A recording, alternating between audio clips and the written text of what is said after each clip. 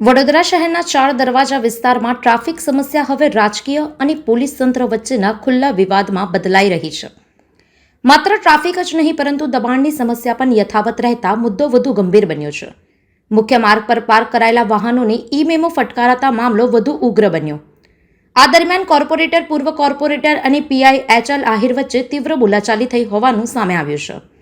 આ ઘટનાને પગલે વોર્ડ નંબર 14ના ભાજપ કાઉન્સિલર, પૂર્વ કાઉન્સિલર તેમજ સ્થાનિક રહેવાસીઓએ ટ્રાફિક ડીસીપી ઝોન 4ની કચેરીએ પહોંચી ડીસીપી જ્યોતિ પટેલ સમક્ષ રજૂઆત કરી હતી. કાયમી ઉકેલ લાવવા વોર્ડ નંબર 14ના councillor municipal commissioner Arun Mahesh બાબુને મળવા પહોંચ્યા હતા.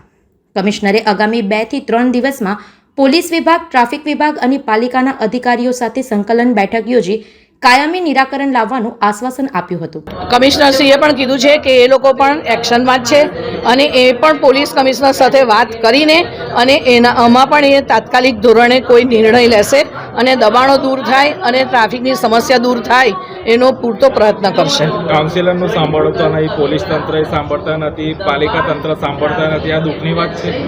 સાંભળતા નથી એવું નહીં હોતું, રજૂઆતો કરતા હોઈએ છીએ. કાઉન્સિલરો પણ અવારનવાર રજૂઆત કરતા જ હોઈએ છે.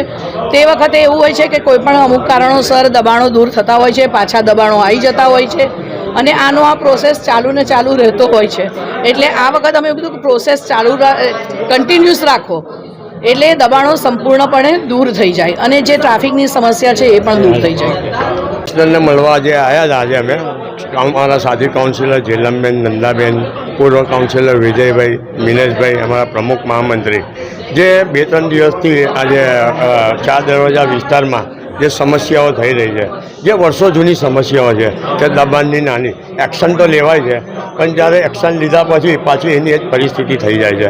ગઈકાલે બી એક બનાવ બનેલો કે ભાઈ જે આપણા બધા ત્યાં દુપટ્ટાની દુકાન છે ત્યાં આગળ કોઈ ગ્રાહક આવ્યું થયું અને કંઈક કારણસર કંઈક મગજમારી થઈ તો ત્યાં જે રિક્ષા સ્ટેન્ડ હતું ત્યાંના રિક્ષાવાળાઓ પણ પેલા એમનું પ્રાણું લઈ અને દુકાનદારની જોડે મારામારી કરી અને માર્યા એ લોકોને.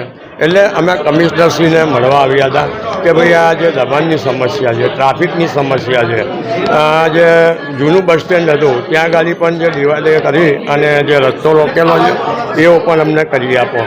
સંવાદદાતા સાથે અભિપ્રાય ન્યૂઝ, વડોદરા. આવા જ વધુ સમાચારો જોવા માટે સબસ્ક્રાઇબ કરો અમારી યુટ્યુબ ચેનલને અને જોડાયેલા રહો ફેસબુક, ઇન્સ્ટાગ્રામ અને ટ્વિટર પર.